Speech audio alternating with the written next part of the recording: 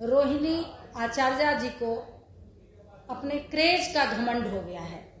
उस क्रेज का घमंड कि एक सजा याफ्ता की बेटी हैं जो चारा घोटाले में कितने वर्षों तक वो जेल में रहे हैं और क्रेज ऐसा शो करती हैं जैसे कि किसी स्वतंत्रता सेनानी जो सीमा पर लड़कर और विजय प्राप्त करके आया हो। उनको इस बात का घमंड है और अपना क्रेज बहुत ज्यादा बटोरने की कोशिश कर रही हैं कि वो एक ऐसे भाई की बहन है जो न नौकरी करते हैं न व्यापार करते हैं, फिर भी 350 करोड़ के मालिक हैं।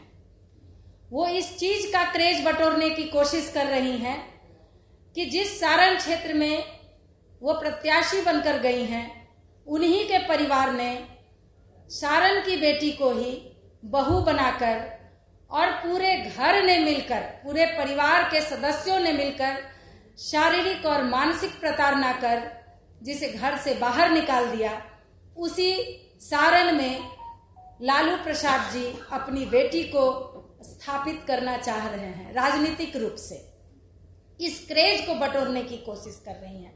न जाने क्रेज को बटोरने के लिए कौन कौन सा हथकंडा अपना रही हैं। हमारे भारतीय संस्कृति में महिलाओं को लोग पूजनीय मानते हैं। बेटियों को लोग कहते हैं कि बेटा से ज्यादा सेवा बेटियां करती हैं अपने माता पिता की, और सब करते हैं, भले ही पुरुष प्रधान देश हो। लेकिन बेटियां सेवा करने के बाद ये कहकर नहीं भंजाते रहती हैं कि मैंने पिता और माता की सेवा की। पिछले साल जिस तरह से रोहिणी आचार्य ने अपने पिता को किडनी दिया, जान बचाई, ईश्वर करे लालू प्रसाद जी स्वस्थ रहें। लेकिन जिस तरह से आज ये चुनावी मुद्दा बनाकर घर घर जाकर रोहिणी आचार्य कह रही हैं कि मैंने पिता को किडनी दिया है, आप हमें वोट कीजिए, मेरे जैसी बेटी सभी को होनी चाहिए, तो ये राजनीतिक हथकंडा जिस तरह से अपनाई हुई है, ये तो शक है कि उन्होंने किडनी दिया भी है या नहीं दिया है, ये भी जांच का विषय है।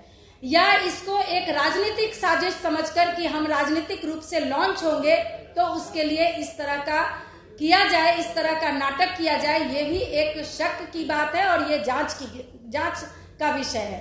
सिंगापुर से एक महिला आकर और बिहार के इस सरजमी पर आकर और चुनाव लड़ती है, और वो बार बार जो बिहार एनडीए की सरकार जब से पिछले 17 साल से काम कर रहा है, बिहार का विकास कर रहा है, उस बिहार में जिसने महिला सशक्तिकरण को कहां से कहां तक पहुंचाया, वहां पर वो ये घोषणा कर रही हैं अपने क्षेत्र में कि महिलाओं की सुरक्षा करूंगी। अरे पहले अपने घर में महिलाओं को सुरक्षित रखिए, जो दूसरे की बेटी आती है तब आप समाज की बेटियों की सुरक्षा की बात करेंगे। और जिस तरह से लालू प्रसाद जी को